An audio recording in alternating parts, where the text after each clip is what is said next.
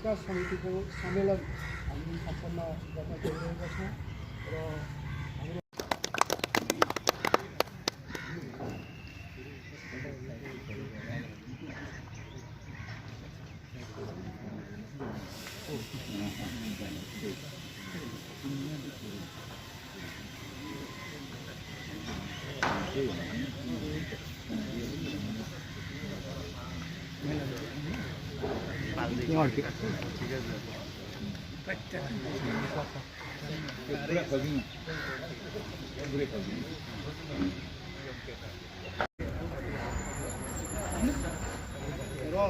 जोरदार ताली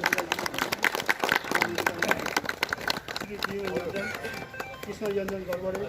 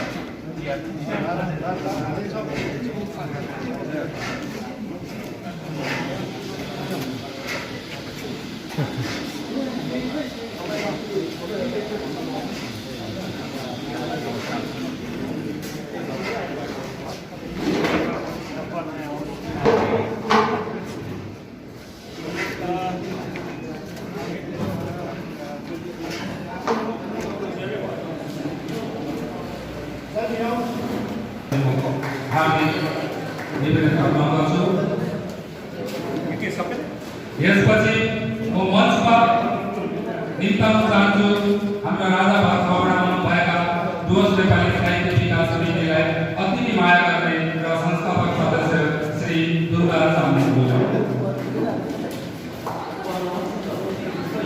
यसरी नै म मञ्चमा निम्ताउन चाहन्छु श्री कृष्ण योजन गडबडेज्यूलाई उहाँलाई पनि यस अतिथि वर्गमा आसन ग्रहण गरिदिनु हार्दिक निवेदन गर्दछु। यसपछि म मञ्चमा आसन ग्रहण गर्नका निम्ति निम्ताउन चाहन्छु श्री अशोक रोकाज्यूलाई। यसरी नै वीरपाडाबाट आउनुभएका भाषाप्रेमी साथै शिक्षक र डुवर्स नेपाली साहित्य विकास समितिलाई अति नै माया गर्ने हाम्रा अभिभावक श्री कृष्ण श्रेष्ठज्यूलाई पनि मञ्चमा आसन ग्रहण गरिदिनु हार्दिक निवेदन गर्दछु। यसरी नै कालचिनी हेमिल्टनबाट आउनुभएका डुवर्स नेपाली साहित्य विकास समितिका कर्मठ सदस्य श्री आशबहादुर लिम्बूलाई पनि म मञ्चमा आसन ग्रहण गरिदिने म निवेदन गराउँछु। यसरी नै कर्मठ समाजसेवी नुकसानका श्री जेठा सुब्बाज्यूलाई पनि मञ्चमा आसन ग्रहण गरिदिने भन्ने म निवेदन गरिरहेछु।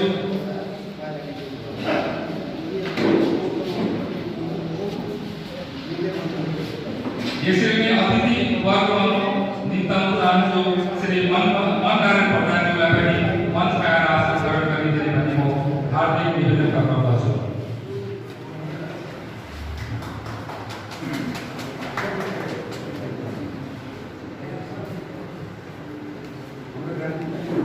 यसरी नै आज हामी अतिथि सत्कारपछि आजका यस सम्मेलन हामी सुरु गर्न गइरहेका छौँ र आज 1974 देखि आजसम्म डुवर्स नेपाली साहित्य विकास समितिले धेरै उतार चढावहरू देखेका छन् र यसै क्रममा हाम्रो समक्षमा धेरै कर्मठ सदस्य, संस्थापक सदस्य, भाषा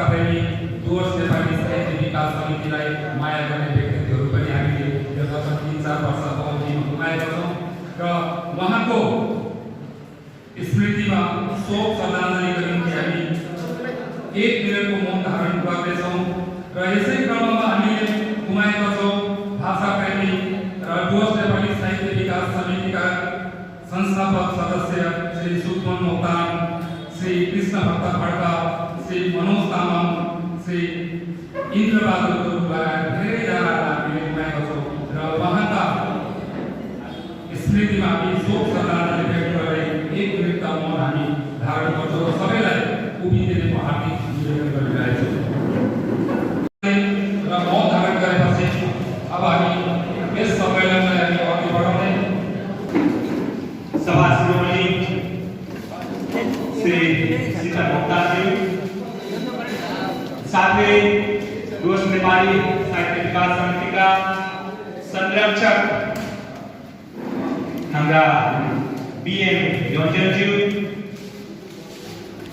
साथै संरक्षक ललित अशोक रोकाज्यू हाम्रा कृष्ण श्रेष्ठज्यू त्यसरी नै संरक्षकगणमा हाम्रा हुनुहुन्छ डुवर्स नेपाली साहित्य विकास समितिका समितिलाई माया गर्ने धेरै माया गर्ने हाम्रा बुद्धिजीवी वर्ग डुवर्स नेपाली साहित्य विकास समितिका प्रतिनिधिगणहरू र उपस्थित हुनुभएका सम्पूर्ण सदस्यवृन्दहरूलाई प्रकारले हामीले सुनेका छौँ। आसामबाट पनि डुवर्सको धेरै नाम भएको छ, त्यस्तै गरेर सिक्किममा र भारतभरि नै डुवर्सको नाम एउटा उचाइमा पुगेको छ। तर 1974 को दशकतिर यो अवस्था थिएन। डुवर्समा एकदमै त्यसबेला साहित्यको चर्चा हुँदैन थियो, साहित्यिक चर्चाहरू एकदम खुबै कम हुने गर्थ्यो। डुवर्समा भर्खरै साहित्यको ताते गर्ने पाइलाहरू सुरु भइरहेको थियो। त्यस्तो अवस्थामा 1929 तिर स्वर्गीय हाइकम सिंह राईको निबन्धहरू यहाँ छापिसकेको थियो, प्रकाशित भइसकेको थियो। तर 74 आउँदा पनि डुवर्सका साहित्यको त्यस्तो विकास भएको थिएन। यहाँ केही बुद्धिजीवी वर्गहरू र हस्तलिखित जुन पत्रिकाहरू निस्कने गर्थ्यो, हाम्रो ध्वनि, सिरिज, यस्ता धेरै पत्रिकाहरू निक्लेका थिए त्यस समयमा। र त्यसबेला हाम्रा चन्द्रवीर प्रधानज्यू, स्वर्गीय चन्द्रवीर प्रधानज्यू, एसएन छेत्रीज्यू, हाम्रा स्वर्गीय सुखमान मोक्तानज्यूहरू यहाँ वीरपाडाको धर्मशालामा एउटा चर्चा भयो, भेला भएर उहाँहरूले डुवर्स नेपाली, त्यसबेला नेपाली साहित्य विकास समितिको एउटा संस्था, शिक्षा, साहित्य र संस्कृतिको जगेडाको निम्ति उहाँहरूले एउटा नेपाली साहित्य विकास नाम गरेर एउटा समिति उहाँहरूले खोल्नु भएको थियो। त्यसपछि तपाईहरुलाई म एउटा गर्दै सबैजनालाई धन्यवाद दिँदै यो वर्तमान कमिटी अब विघटन भएको घोषणा पनि गर्दछु। अब चुनावको निम्ति यहाँहरूले के कस्तो प्रबन्ध गर्नुभएको छ, अब त्योपट्टि लाग्नु हामी धेरै ढिलो हुँदैछ। डुवर्स नेपाली साहित्य संस्कृति प्रेमीहरू सबैलाई आफ्नो यो माटो, आफ्नो धरती, यो समिति जहाँ गोर्खाको अस्तित्व, डुवर्सेली गोर्खाको अस्तित्व बाँचेको छ। अब हामी 3 वर्षपछि त गोल्डन जुबलीमा पुग्दैछौँ। त्योभित्रको त्यो थरी थरीको कुरोहरू आज निक्लेर गयो, बडा राम्रो भयो। ढिलै भए पनि बिस्तारै बिस्तारै समाधान हुन्छ भन्ने आशा चाहिँ राख्नुपर्छ। हामीले हाम्रो थिङ्किङ चाहिँ पोजिटिभ नै हुनुपर्छ। आज जुन चाहिँ चुनाव छ, यो चुनावको प्रक्रियामा आडाउँदै काम भएछ। अर्थात् पुरानो कमिटीले विघटनसम्म भइसक्यो भन्दाखेरि पुरानो कमिटीमा अब केही रहेन, अब नयाँ कमिटी चुन्नु पर्यो। यो नयाँ कमिटी भन्दाखेरि 3 वर्षको लागि डुवर्स नेपाली साहित्य औ सांस्कृतिक विकास समिति। अब नामकरणमा पनि अलिकति थपौँ हामीले।